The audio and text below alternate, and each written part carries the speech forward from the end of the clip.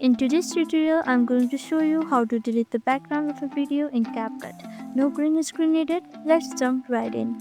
Start by opening CapCut and loading the video clip where you want to remove the background. Import the video or photo. Once you import it, drag it to the timeline like this. Now click on your video in the timeline, then go to the top right panel and find the option called Remove Busy right here. Click on it. Now click on Auto Removal. Here, CapCut will automatically delete the subject and remove the background just like magic. If you want to replace the background, you can add an image or video below your main video clip in the timeline.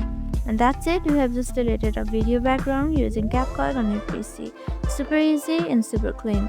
If this video helped you out, don't forget to like, drop a comment and subscribe for more tips and tutorials. Thank you for watching.